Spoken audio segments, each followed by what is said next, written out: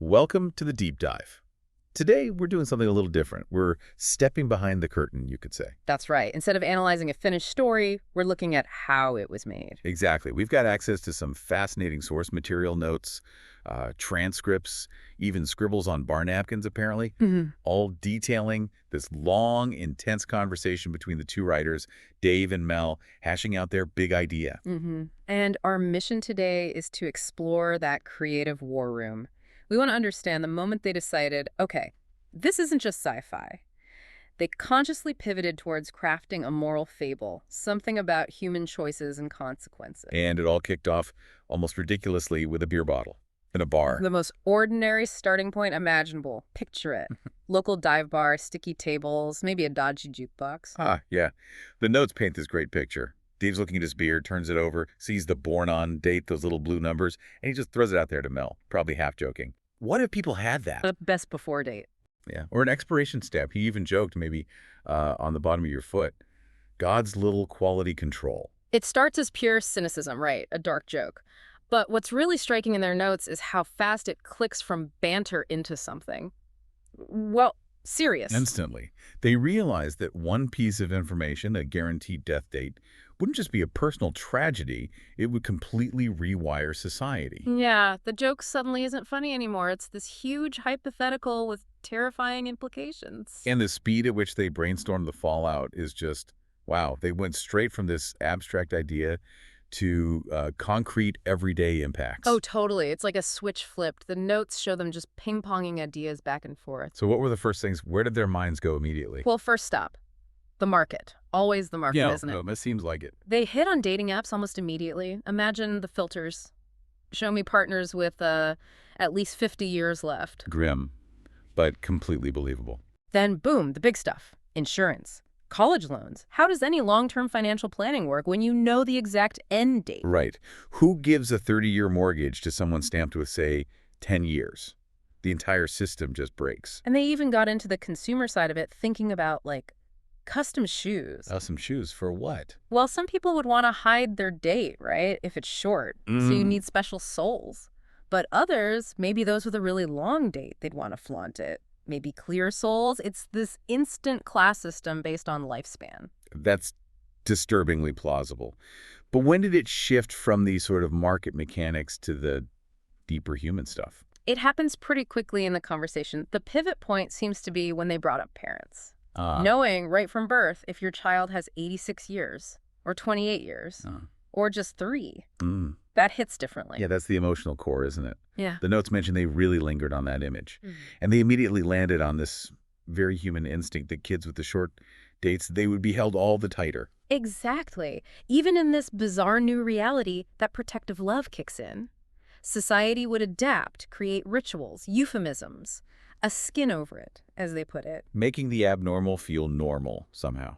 But, they didn't stay on the heartwarming angle for long. The conversation swung right back to the potential for ugliness, exploitation. How so? They flagged it early. Companies deliberately hiring people with short dates. Why? Because they're cheaper. Cheaper, yeah. And as the notes bluntly state, they can't unionize effectively. They won't be around long enough to organize to vest in pensions. That's horrifying. A built-in system for depressing wages and worker power. Absolutely. And this realization seems crucial for Dave and Mel. It cemented the idea that the knowledge itself wasn't the core problem. The problem was how human systems, economic systems, mostly would immediately weaponize that knowledge for profit. So the story had to be about human failings, about greed, not just about fate or destiny. Precisely. Ethics needed to outrun greed, or the whole thing becomes a nightmare. That's the seed of the moral tale they wanted to tell. Okay, so they've got this powerful setup. Individual dates, market chaos, ethical dilemmas. That could be a whole series right there. But then they make this massive leap. Dave apparently called it the big switch. Right, the decision that changes everything. Suddenly, it's not random dates anymore. Everyone born after a certain point gets the exact same expiration date, down to the minute. Whoa. Why do that? Doesn't that risk making it feel less personal, more like a generic disaster movie? That's the fascinating part of their creative choice. They worried about that, but they realized individual dates let the reader off the hook too easily. You can just blame fate, bad luck. Ah, I see. If everyone has the same date. It becomes a shared problem, A collective crisis that demands a collective solution. It forces the question, what did we do wrong? So synchronizing the date was their way of focusing the blame, making it systemic instead of random. Exactly. And it allowed them to very clearly define what their story wasn't going to be. Which is where they started ditching the standard sci-fi tropes. Yep. They went through the list. Asteroid impact. Too cosmic, Dave apparently said, makes humans seem insignificant. Pandemic. We'd just done that dance, Mel countered. Too recent, too familiar maybe. Nuclear war. That one got called the laziest of the apocalypse buttons. Just pushing reset without exploring the cause. And AI. Killer robots. Nope. Mel had this great insight, according to the notes. She said modern stories always outsource the ending to the sky or to code. It lets humanity off the hook, basically. Blame the algorithm, blame the physics. They wanted the blame to stick to us. Very much so. They decided the villain had to be human in a very boring way. Not some supervillain, just systemic failure. How do they define that boring villain? They actually coined a phrase for it. Greed that isn't even personal. Think quarterly earning reports. Greed. The kind of diffused responsibility where no single person feels truly culpable, but the system drives towards disaster anyway. Precisely. The kind of corporate negligence hidden behind press releases and, maybe starting a foundation later to look good. And they landed on a specific industry. Agribusiness. A giant corporation markets this miracle seed. The pitch. It's a moral obligation. We're going to end world hunger. Sounds noble. Where's the catch? The seed coating. It uses these engineered microbes to accelerate growth, which works great short term. But to cut costs and hit those quarterly targets faster, they stripped out the long-term ecological fail-safes. Oh, no. Yeah. These microbes, over about 10 years, just devour the soil. They mine the soil like a strip miner, leaving it barren, starved of the living mesh. So the catastrophe isn't a bomb or a plague. It's slow ecological collapse driven by profit margins. Exactly. Destabilization via spreadsheet. Much more chilling in its own way, and much harder to fight. Okay, that's a really clever, grounded mechanism for the disaster. But we need to connect the dots here. How does wrecked soil translate to a specific synchronized date on every baby's foot? This is where they brought in some plausible, if slightly speculative, biology. They leaned on epigenetics. The idea was that the date stamp wasn't arbitrary magic. It was always a kind of biochemical hazard forecast, generated by the embryo itself. Like the developing body sensing the environment it's entering. Sort of, yeah. The body's paying attention. In the past, environmental stresses were localized. Random, maybe some pollution here, a specific genetic predisposition there. Stochastic, they called it. So the forecasts, the dates, were all scattered, reflecting that randomness. Right, scattered showers on the forecast map. But what happens when the primary environmental stress, the health of the global soil, the very foundation of the food web, collapses everywhere at once? The hazard becomes global and synchronized. Bingo. The individual forecast switches from scattered showers to a uniform, planet-wide storm warning. The body, everywhere, senses the same fundamental threat at the same time. So the stamp isn't prophecy. It's math, with a nervous system, as they put it.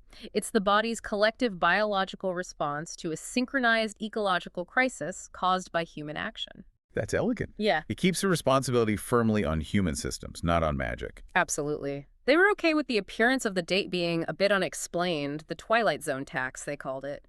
But the cause and the eventual cure had to be grounded, earned, molecular, not magical. And to make this global crisis feel personal, they needed characters the audience could connect with, not superheroes. Definitely not. They deliberately chose 3 very grounded people to carry the story. Let's see, there was Rhea. Rhea, yeah, a neonatal nurse. She's the first one to notice the pattern, the identical dates appearing on all the newborns. And then she has to look at her own son's foot. Imagine that. Gut-wrenching. And Mateo. Mateo's a soil ecologist. He becomes the translator, the bridge between the farmers who know the land is dying and the scientists who understand the complex data. He makes the abstract real. And Anya, the one inside the beast. Right, Anya.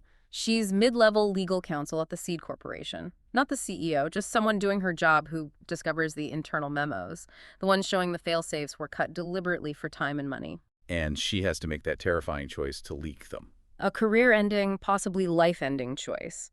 These are ordinary people forced into extraordinary circumstances by this crisis, saving the world between commutes and laundry, as the notes suggest. No laser guns, just files and shovels and difficult conversations. And maybe this is a bit meta, but Dave and Mel even wrote themselves into the structure. How so? As a frame, a kind of chorus. Not as characters in the main plot, but as voices guiding the reader, commenting on the process, explaining the stakes.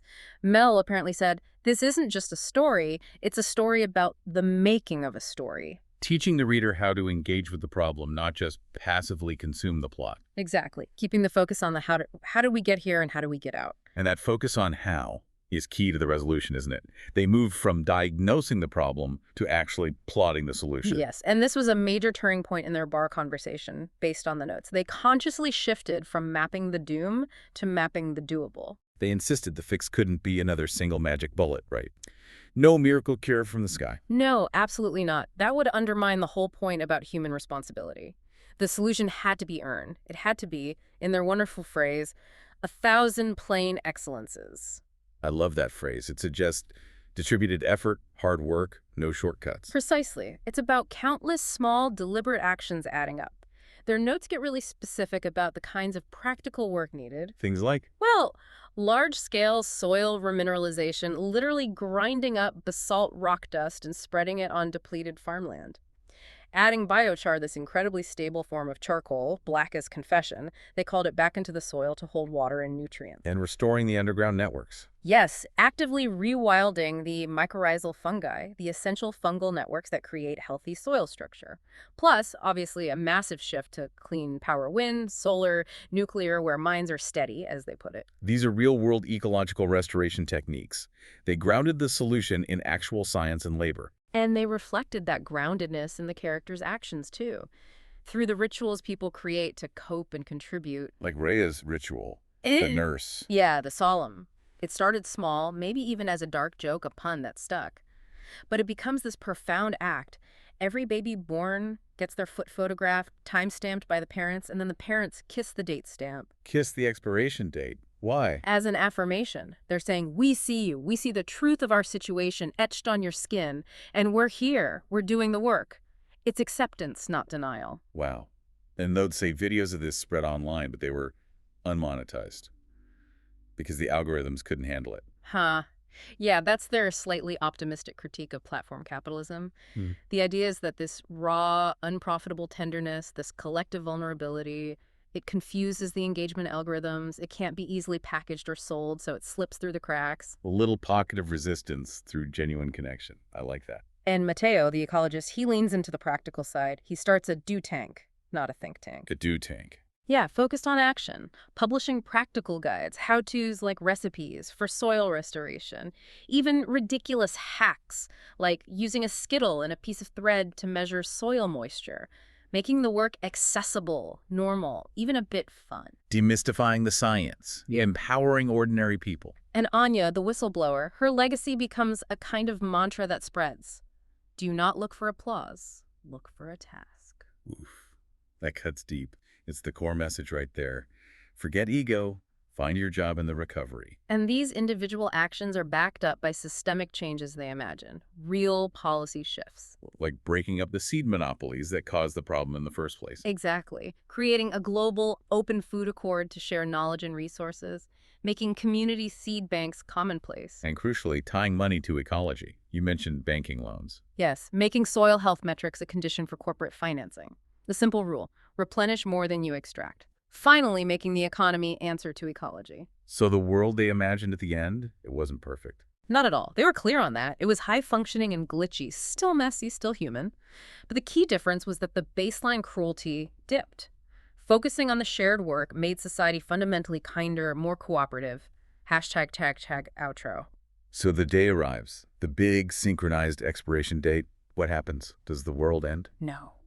It arrives, gently.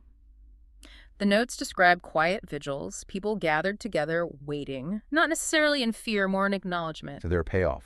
The payoff is quiet too, but profound. A nurse, somewhere maybe Rhea, maybe another, lifts a newborn baby's foot to the lamp. Damn. Blank, clean skin, no date. Wow. The news spreads, they wrote, like weather. Not with shouts, but this slow, global wave of relief, a collective exhale. They earned it back. So the ultimate point Dave and Mel hammered out over those hours wasn't really about cheating death. Not at all. It was about learning how to live properly, facing the truth together, and about realizing that shared responsibility and tangible work were the only way through. They ended up back at that bar table, didn't they? And wrote Right. something on a napkin. The final 3 words they felt they and their characters had earned: do the work. Simple, direct, powerful. And that really brings us to the core insight from their creative journey, something for you listening to maybe chew on. The story they ended up crafting wasn't about humanity being marked best before some catastrophe. He was about It was about realizing we could be better after, that sometimes facing the clock, facing the consequences of our own actions, is the only thing that forces us to unlock that truer, more urgent, more connected way of being. maybe, as they put it, the salvation of the world is 1,000 beer night ideas that someone took seriously in the morning. Maybe it is. It's about seeing the challenge and deciding together to do the work. Welcome